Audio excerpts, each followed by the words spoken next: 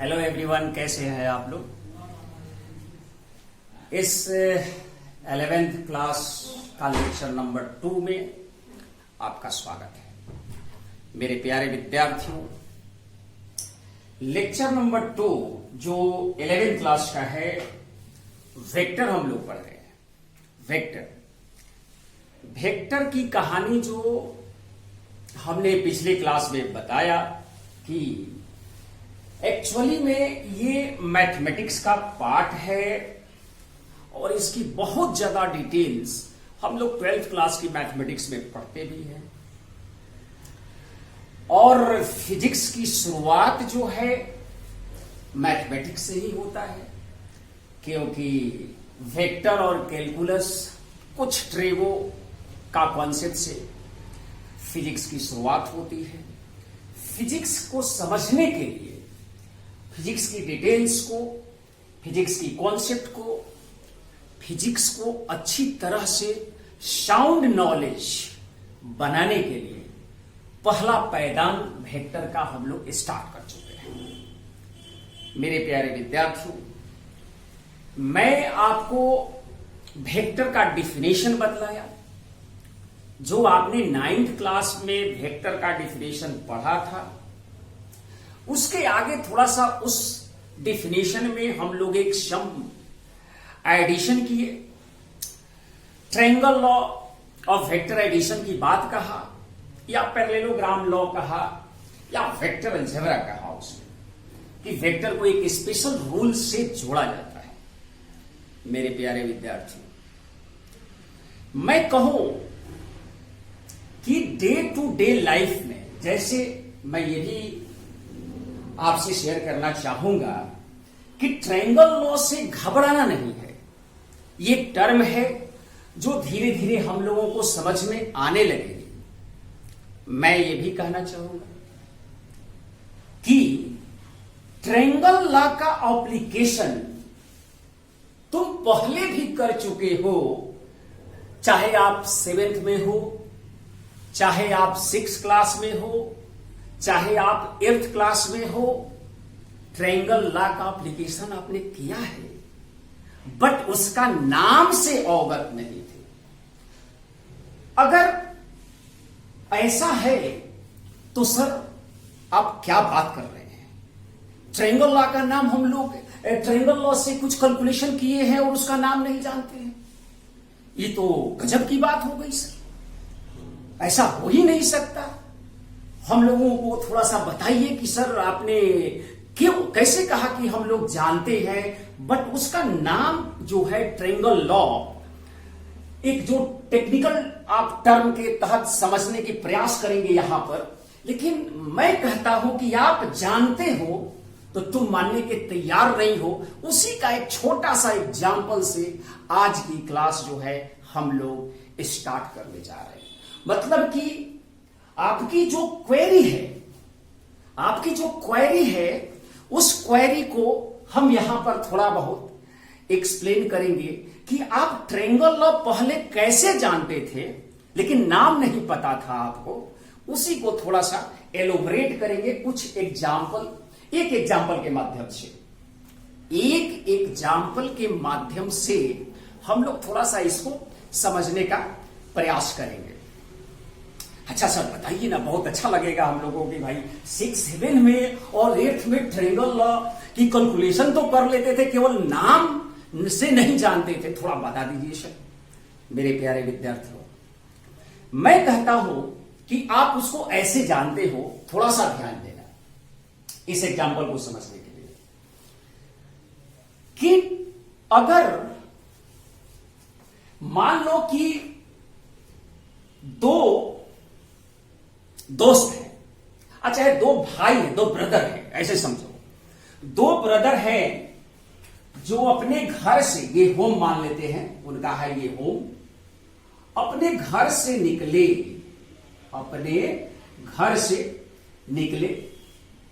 उनका होम है, दोनों भाई निकले। और ऐसा समझते हैं एग्जाम्पल के तौर पर, आप कैसे जानते हो ट्रायंगल लॉ की कैलकुलेशन कैसे कर लेते थे लेकिन उसका नाम नहीं जानते थे आप।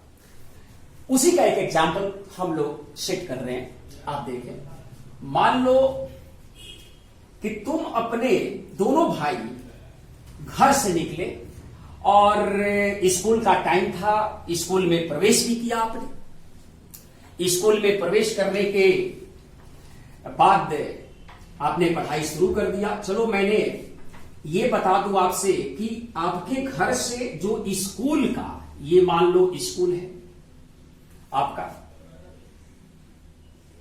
ये मान लेते हैं स्कूल है, ध्यान से समझिएगा, ये घर है।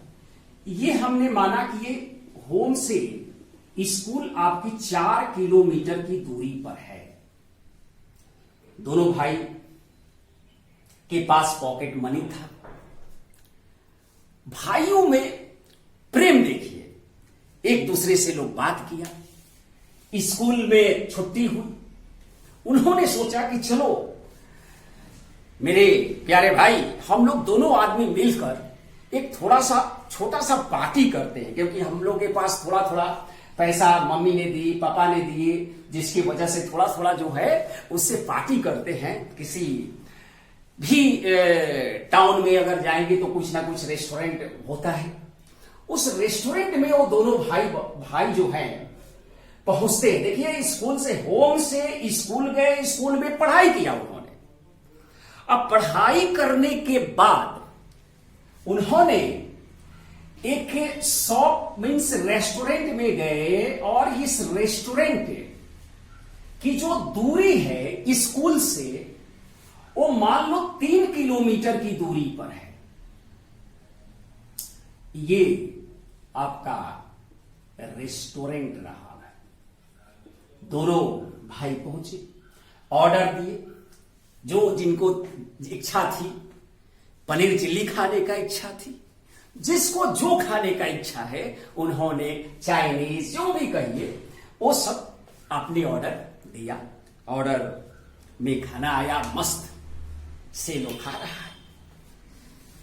दोनों की फैमिली ऐसी थी कि भाई, ये दोनों जो भाई लोग हैं उनकी फैमिली ऐसी थी तो उनके पास मोबाइल फोन भी था। थोड़ा दोनों भाई का जो परिवार था, उस घर में इंजीनियर, मम्मी पापा भी माने डॉक्टर इंजीनियर टाइप के थे, समझ लो ऐसा थे, टेक्निकल टर्म को इस्तेमाल करने वाले लोग थे। ऐसा थोड़ा लेट हुआ, मम्मी ने भाइयों में से किसी एक को फोन लगाया। अच्छा, वो लोग अपने मस्त थे खाने में, फोन पिक हुआ भाई। अब फोन पिक हुआ तो मम्मी का सवाल आया, बेटा तुम कहां हो? बेटा ने आंसर दिया। जनरली जो आंसर मिलता है, जो हम लोग करते हैं, और किसी का एड्रेस जो बताते हैं, तो कुछ लैंडमार्क से बता देते हैं कि हम लोग यहां पर हैं, इस रेस्टोरेंट में हैं, नाम दे देते हैं। लेकिन एक्चुअल में ये परिवार थोड़ा सा टेक्निकल था, तो टेक्निकल टाइप का क्वेश्चन भी था और टेक्निकल टाइप का आंसर भी देना पड़ता था। दोनों भाइयों से मम्मी का, आपने पहला सवाल उन्होंने किया कि कहां हो, तो रेस्टोरेंट में हो, रेस्टोरेंट में है, फलाना रेस्टोरेंट में है। भाई ऐसा हुआ, मम्मी ने दूसरा सवाल किया कि बेटा तुम घर से कितनी दूरी पर हो? तो कितनी दूरी पर हो, तो दूरी वाली जो बात थी वो होम और रेस्टोरेंट यही दूरी थी। होम और रेस्टोरेंट की दूरी यही थी। तो ये 4 और ये 3 जो ये पूरी तरह से ऐसे था, ये परपेंडिकुलर डायरेक्शन में रेस्टोरेंट था। 3 किलोमीटर की दूरी का मतलब यही होता है कि जो यहां से इसके बीच की जो दूरी है, वो दोनों के पॉइंट्स का जो शॉर्टेस्ट डिस्टेंस होता है वही लोग बताते हैं। ये 3 किलोमीटर, ये 4 किलोमीटर। तो ये पढ़ा लिखा ये बताया कि मम्मी मैं 5 किलोमीटर फ्रॉम दी होम्स है। मम्मी का दूसरा सवाल आया कि बेटा ये बताओ कि तुम कितने डिस्टेंस ट्रैवल करके पहुंचे हो वहां पर। तो लड़का का आंसर था, दोनों भाई का आंसर था कि ये 4 किलोमीटर और ये 3 किलोमीटर मिलकर 7 किलोमीटर। देखो टेक्निकल टर्म कौन कौन सी चीजें आ गई यहां पर। एक ये बताया डिस्टेंस, क्या बताया ये डिस्टेंस बताया। डिस्टेंस ट्रैवल का मतलब हुआ कि 4 + 3 = 7 किलोमीटर। अच्छा, कितनी दूरी पर हो तो वो डिस्प्लेसमेंट हुआ। वो क्या हुआ, डिस्प्लेसमेंट हुआ। तो बताया ये पाइथागोरस थ्योरम लगाकर होगा, देख चेक कर लिया कि कितना किलोमीटर था ये, तो 5 किलोमीटर। दो ये टेक्निकल टर्म। अब सोचो जरा कि ये इस तरह का जो इवेंट था, इस तरह से जो आंसर उन्होंने दिया। अब मान लो एक दूसरा व्यवस्था बनाया जाए इसको और समझने के लिए कि अगर ये रेस्टोरेंट यहां ना होकर 3 किलोमीटर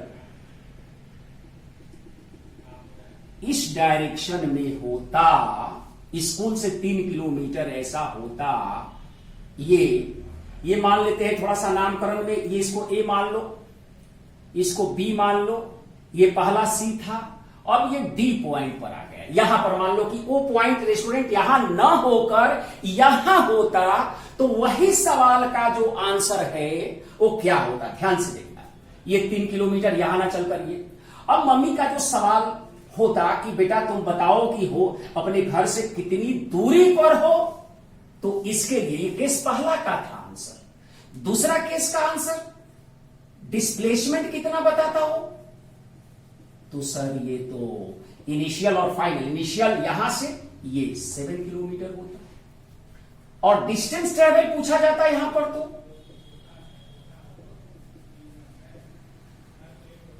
तो भी आप 7 किलोमीटर बताते। अच्छा सर, चलो भाई ठीक है सर, मैंने तो समझ गया इस चीज को। पहले से भी हम लोग 6 क्लास 7 क्लास में भी इस चीज को, तो 8th क्लास में भी इस चीज को कैलकुलेशन करते थे ऐसे। अब बताओ कि अगर ये रेस्टोरेंट इस पॉइंट से न इधर होता न इधर होता, वो 3 किलोमीटर इधर होता,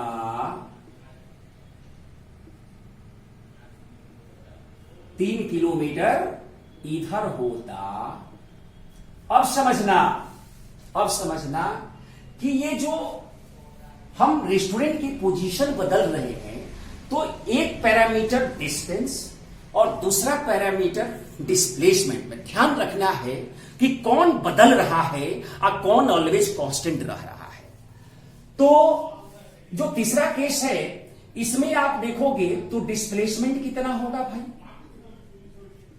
तो डिस्प्लेसमेंट होगा मतलब कि ये और ये जो गैप है, ये टोटल 4 और यहां से 3, तो ये कितना हो जाता 1 किलोमीटर।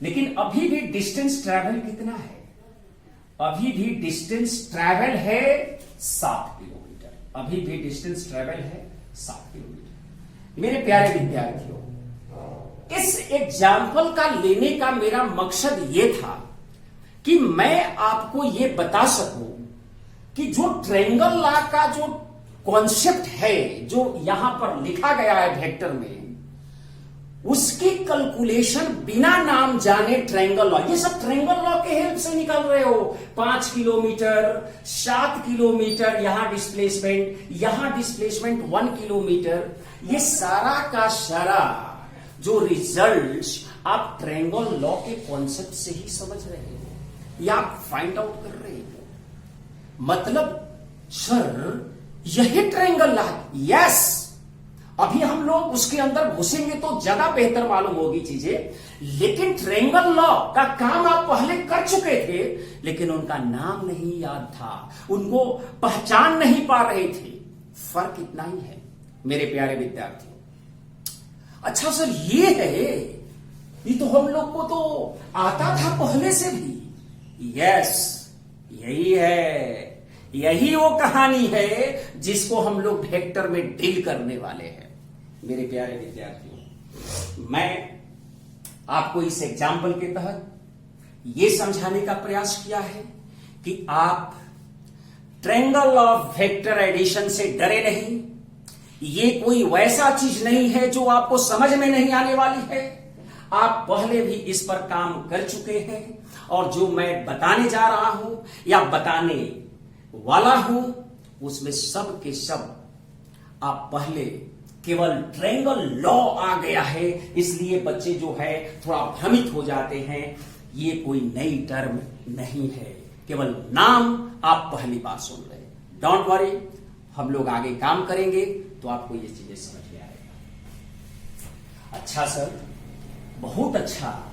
ये तो मुझे अच्छा लगा इतना कि आपने जो कहानी के फॉर्म में इसको हम लोगों को समझाया, ये तो जिंदगी भर अब हम लोग नहीं भूल पाएंगे। अरे मेरे प्यारे विद्यार्थियों, मैं ऐसा ही चाहता हूं कि छोटे छोटे कहानी बनाकर आपको फिजिक्स को लर्न करा दो, सिखा दो कि अपने आप जिज्ञासा जग जाए, भूख जग जाए उसमें और खुद से आप अपना काम करने लगे। मेरे प्यारे विद्यार्थियों, अब हम लोग अगले क्लास में जो वेक्टर का रिप्रेजेंटेशन किया था उस वेक्टर से आगे बढ़ते हैं कि सिंबॉलिकली हम लोग कैसे रिप्रेजेंट करते हैं, और नोटेशन जो रिप्रेजेंटेशन है, और मैग्नीट्यूड ऑफ वेक्टर की कहानी अब शुरू होगी, उसमें देखेंगे और क्या क्या तरीका हो सकता है किसी वेक्टर को प्रेजेंट करने का। वही सब आज की लेक्चर में मुख्य रूप से होने वाली है।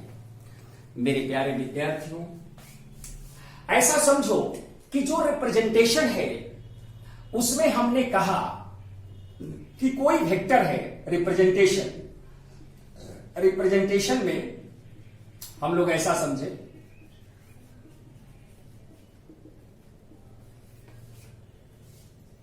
ऑफ वेक्टर का रिप्रेजेंटेशन कैसे करते हैं, जो पिछले क्लास में आई थिंक बताया भी था कि स्ट्रेट लाइन बनाओ, इस पर एक एरो पुट करो, ये पॉइंट को हमने क्या कहा था, टेल, और इसको क्या कहा था, हेड। ये ए और ये बी मान लेते हैं ऐसा। तो हम लोग ए बी वेक्टर में जो इसकी लेंथ है उस लेंथ को जो परिमाण, जो मैग्नीट्यूड के नाम से जानेंगे। जो इसका लेंथ होगा, इस वेक्टर का मतलब ये टेल और हेड का बीच का जो मैक्सिमम सेपरेशन यहां पर देख रहे हैं, इसका जो मैग्नीट्यूड, रिप्रेजेंटेशन तो हम पिछले क्लास में बता ही चुके थे कैसे करेंगे। तो इस वेक्टर का रिप्रेजेंटेशन ऑफ वेक्टर में मैंने एक बना लिया। चलो ऐसे ए बी वेक्टर में मैंने ये भी बताया था कि ए टेल को रिप्रेजेंट करेगा, बी हेड को रिप्रेजेंट करेगा। इसको मान लो कि कोई कहता है कि सर हम इसको पी वेक्टर मान ले, तो मान सकते हैं, ऐसा कुछ नहीं। इसमें यह पता खाली चलेगा कि ये जो लाइन है, जो ये सेगमेंट जो दिखाया गया है वो वेक्टर, इस पी वेक्टर में ये नहीं कहा जा सकता है कि इसमें बताओ कि अगर ये नहीं लिखे हैं तो आप नहीं इसमें कंफर्म कर सकते हो कि टेल कौन सा था, हेड का। देखकर ही वेक्टर को बता सकते हैं कि हेड कहां पर रखा हुआ है। एनीवे सर, ये ठीक है, ये तो मैं समझ गया। लेकिन ए बी कोई कहे, सी डी कोई कहे, ई एफ कोई कहे, तो इससे पता चलता है कि हम लोग वेक्टर में एक टेल किसको माने हैं और हेड किसको माने हैं। This is the representation. अब आते हैं मैग्नीट्यूड के बारे में कि किसी भी वेक्टर का जो मैग्नीट्यूड है उसको कैसे समझा जाए। चलिए सर बताइए सर, मैग्नीट्यूड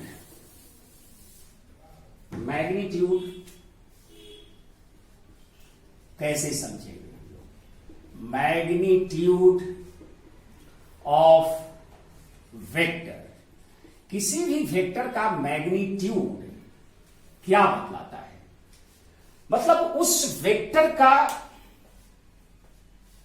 जो आपने एक लाइन के द्वारा रिप्रेजेंट किया है, एक लाइन सेगमेंट के द्वारा आप जो रिप्रेजेंट किए हैं, उस सेगमेंट का जो लेंथ है जो लंबाई है वही मैग्नीट्यूड है। मतलब सर कहते आपका कहने का मतलब यह है कि अगर मैं इस वेक्टर को, ये ए और बी को, अगर मैं इसको पी से रिप्रेजेंट करता हूं तो जो ये वेक्टर ये है ए बी, इसका मैग्नीट्यूड को, या पी वेक्टर, इसका मैग्नीट्यूड को हम लोग कैसे क्या कहें, इसका लेंथ, यहां से यहां तक की जो लंबाई है, जो इसका जो लेंथ है वही मैग्नीट्यूड है। यस, वही मैग्नीट्यूड है। तो सर इसको सिंबल फॉर्म में कैसे लिखेंगे? Very good question, very good. मतलब कि ए बी का मैग्नीट्यूड लिखने के लिए सिंबॉलिकली रिप्रेजेंटेशन ऐसे होगा, मीन्स उसको मॉडुलस के अंदर लिखा जाता है, मैग्नीट्यूड ऑफ, या सिंपली इसको ऐसे भी लिख सकते हैं पी, ये पी वेक्टर का, इसको बोलते हैं मैग्नीट्यूड, क्या बोलते हैं, मैग्नीट्यूड ऑफ पी वेक्टर, या ए बी वेक्टर, या ए बी वेक्टर कह सकते हैं। यस, ऐसा सर, यस, इसी तरह से कि किसी भी वेक्टर का जो लाइन सेगमेंट से जो आप रिप्रेजेंट किए उसका जितना लेंथ है वो मैग्नीट्यूड ऑफ वेक्टर। बहुत अच्छा सर, मुझे समझ में आ गया, मुझे समझ में। तो ये हुआ कि मैग्नीट्यूड और वेक्टर का डायरेक्शन रिप्रेजेंटेशन जो है, इस तरह से हम लोग समझे इस चीज को। अच्छा सर, ये बात है। अब थोड़ा सा आप और थोड़ा सा एग्जाम्पल देके समझाइए हम लोगों को भाई, कि किस तरह से वेक्टर को और रिप्रेजेंट करने का तरीका समझ सके। तो हम लोग समझे कि कोई वेक्टर है, वेलोसिटी वेक्टर हो सकता है, फोर्स वेक्टर हो सकता है, वो किसी ऑब्जेक्ट पर एक्ट करता है, तो किस डायरेक्शन में एक्ट करता है सर, एक्स एक्सिस से एंगल को क्या बना रहा है वेक्टर, कुछ तो चीजें बताएं जिसकी वजह से थोड़ा सा लगे कि भाई हम लोग डायरेक्शन कंफर्म कर ले, उसकी मैग्नीट्यूड तो समझा दिए आपने, एक लाइन सेगमेंट के थ्रू उस पर एरो देकर वेक्टर का रिप्रेजेंटेशन भी बता दिए, तो उसको कैसे हम लोग थोड़ा सा और चाहते हैं इसको एलोबरेट करें। अच्छा बेटा, हम लोग आते हैं कि अगर किसी वेक्टर को रिप्रेजेंट करना है तो कोऑर्डिनेट एक्सिस पर भी कर सकते हैं, या आप कोऑर्डिनेट एक्सिस पर भी कर सकते हैं, या कर सकते हैं geographical north south east west. देखो मेरे प्यारे विद्यार्थियों, मैं आपको नॉर्थ साउथ ईस्ट वेस्ट पर पहले डायरेक्शन समझा रहा हूं, इसके बाद कोऑर्डिनेट एक्सिस पर आएंगे हम लोग। कोऑर्डिनेट एक्सिस पर बहुत जरूरी है, बहुत छोटी छोटी बातें जो है बच्चे का कंफ्यूजन रहता है, उसी पॉइंट को लेकर हम आपके पास प्रेजेंट हुए हैं मेरे प्यारे विद्यार्थियों। अगर ये मान लो बोर्ड है, इस पर हम लोग नॉर्थ साउथ ईस्ट वेस्ट की बात करते हैं, तो पहले समझना होगा कि इस प्लेन में जब हम नॉर्थ साउथ ईस्ट वेस्ट दिखाएंगे तो इस प्लेन में जो नॉर्थ है वो किधर जाएगा। नॉर्थ देखिए, इस बोर्ड प्लेन के लिए नॉर्थ जो है, जिधर आप खड़े हैं, जैसे मान लो मैं इधर खड़ा हूं तो जिधर मेरा फेस है उस डायरेक्शन में नॉर्थ जाएगा, और जिधर तो बैक किधर जाएगा सर, साउथ की तरफ जाएगा। राइट हैंड के साथ क्या जाएगा, ईस्ट जाएगा, और लेफ्ट के साथ ऐसे देखो, जैसे मैं हूं उस हिसाब से मैं अपने लिए बता रहा हूं। सभी लोग इस डायरेक्शन में खड़े होंगे तो आपको नॉर्थ साउथ और ईस्ट वेस्ट का डायरेक्शन क्लियर होगा। मतलब आप ये समझो कि ऐसे, इस तरह से कि अगर ऐसे ये नॉर्थ है, इस बोर्ड में ये नॉर्थ, ये साउथ, ये ईस्ट और ये वेस्ट, हम लोग 6 डायरेक्शन बता सकते हैं। ये वर्टिकली अपवर्ड मैंने लिखा, ऊपर की तरफ दिखाया, और ये वर्टिकली डाउनवर्ड है। ये अलग बिल्कुल चीजें हैं जो बच्चे को बहुत ही क्लियर होनी चाहिए। जहां पर एक प्लेन में नॉर्थ साउथ दिया तो रहता है, लेकिन बच्चे कंफ्यूज रहते हैं कि वो रियलिटी क्या है भाई, ये कहां पर लिखा गया है, कैसे इस चीज को। अच्छा सर, ऐसी बात। यस, मतलब सर कि आप ये कहना चाहते हैं कि ये जो मैंने ऐसे लाइन, अब तो मजबूरी है मेरा कि इस प्लेन पर तो लाइन ऐसे ही खींचेंगे, और ये जो आपने दिखलाया ये है नॉर्थ और ये है साउथ और ये है ईस्ट और ये क्या है, वेस्ट। मेरे प्यारे विद्यार्थियों, ये लाइन एक्चुअली में नॉर्थ साउथ वाला ऐसे है। एक बार फिर से मैं कहना चाहूं कि ये लाइन ऐसे है, ये अंदर बोर्ड के अंदर जा रहा है नॉर्थ और इधर ये साउथ, इधर ईस्ट है, ये वेस्ट है। ठीक वर्टिकली अपवर्ड या वर्टिकली डाउनवर्ड। अब मैं कहूं कि यहां पर मैं एक ऐसा बनाया और यहां पर एक डॉट दे दिया, तो ये वर्टिकली अपवर्ड है। ये क्या है, वर्टिकली अपवर्ड है।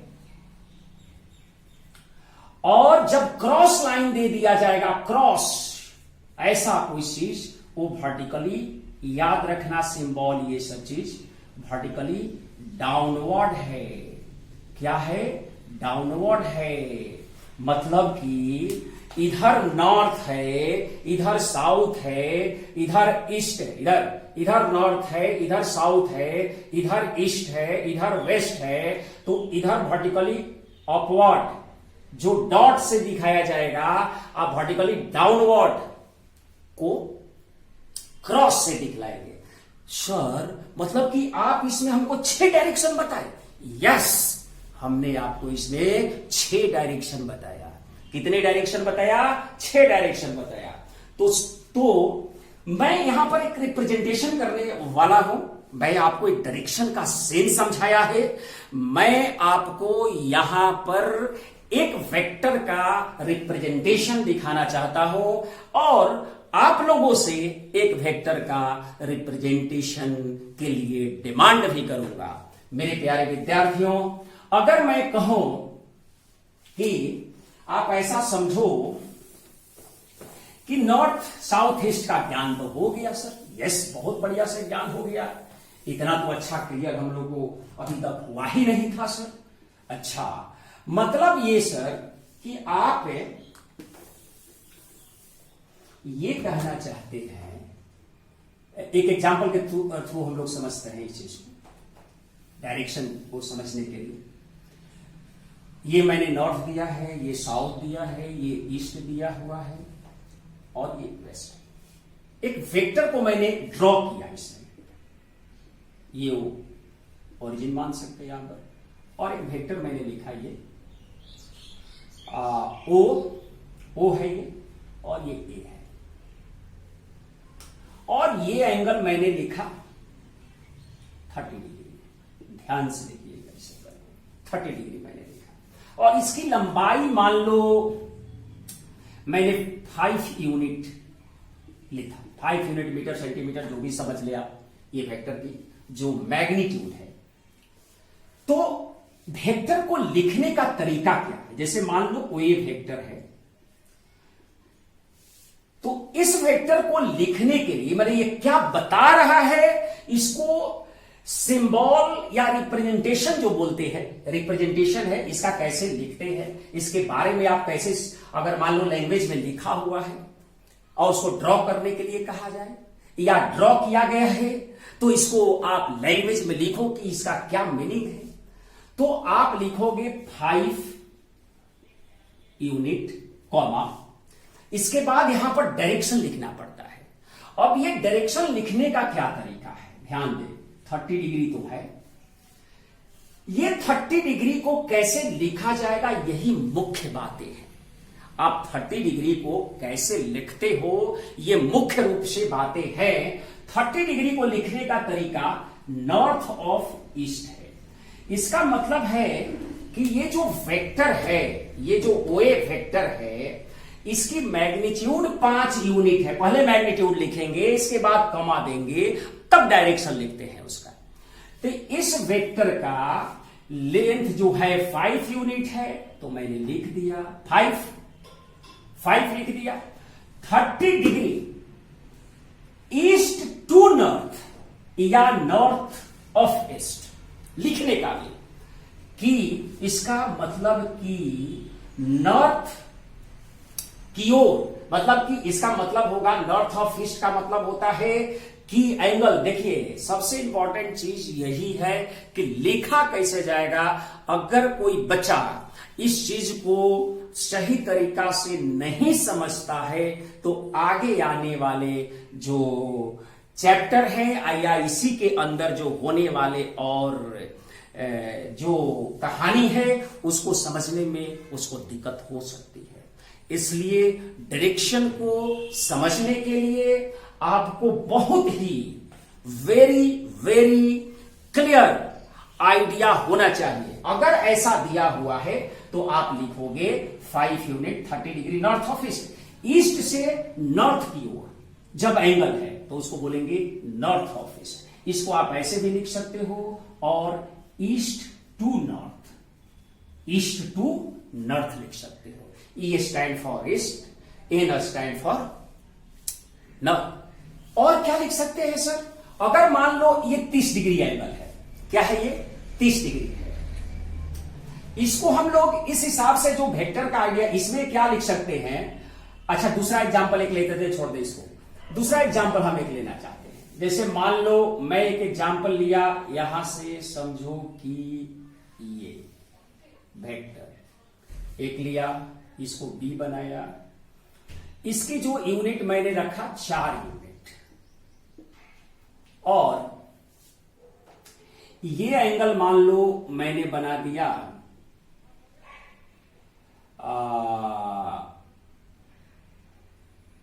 कुछ ले लो, ले लेते हैं, क्या ले लेते, 45 डिग्री ले लेते हैं भाई, 45 डिग्री ले लेते हैं। तो इसको कैसे रिप्रेजेंट करेंगे हम लोग, वो भी वेक्टर को रिप्रेजेंट करने के लिए क्या कहा कि पहले इसकी मैग्नीट्यूड लिखो। तो मैग्नीट्यूड कितना है 4 यूनिट, जो भी है 4 भी लिख सकते हैं इसको, 4 मैग्नीट्यूड। अब देखो ये नॉर्थ से एंगल बनाया है, यहां ईस्ट से बनाया है, ये बनाया था नॉर्थ की ओर, तो जिससे एंगल बनाया गया था उस जिस डायरेक्शन में ये जा रहा है, जिससे एंगल ये बना, मतलब कि ये एंगल ईस्ट से बना था नॉर्थ की ओर, तो एंगल लिखने के लिए नॉर्थ जो जिससे एंगल बना था उससे नहीं शुरू किए, नॉर्थ ऑफ ईस्ट से, और 2 जब लगाओगे तो ईस्ट टू नॉर्थ लिखोगे। अब यहां पर बताओ ये किससे बना है, नॉर्थ से, तो लिखना किससे होगा, वेस्ट से। क्या लिखोगे 45 डिग्री, 45 डिग्री क्या लिखो, वेस्ट ऑफ नॉर्थ। और या लिख सकते हो इसको, क्या लिख सकते हो, नॉर्थ टू, ध्यान देना बेटा, ऐसे लिख सकते हो, वेस्ट ऑफ नॉर्थ या नॉर्थ टू वेस्ट लिख सकते हो।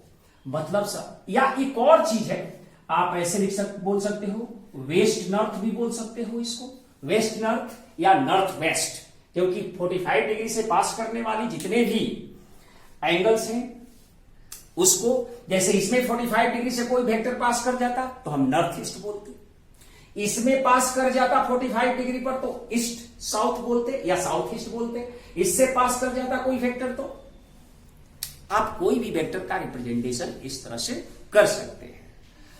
हम लोगों को बेटा टारगेट यही है कि जो बड़ा लेक्चर जो हो जाते हैं तो अपलोडिंग में दिक्कत होने लगती है, बहुत समस्या आने लगती है, उस तरह का हम लोग टेक्निकल एक्सपर्ट नहीं है, जिसके वजह से हम लोग बड़ा लेक्चर नहीं बना पा रहे हैं, छोटे छोटे टुकड़ों में देकर आपको समझाने का प्रयास किया जा रहा है। और इसको आप लोग बार बार पढ़ें, बार बार पढ़ने से, और नोट्स लेकर पढ़ें, नोट्स बनाकर पढ़ें, इसका ईयरफोन लगाइए और नोट्स बनाइए, आपको धीरे धीरे कंसेप्ट बिल्कुल क्लियर होता जाएगा और चीजें समझ में आने लगेगी। हम लोग इसके आगे अगले क्लास में डील करेंगे, तब तक के लिए इतना ही। पढ़ते रहिए, मन लगाकर पढ़िए। थैंक यू, धन्यवाद।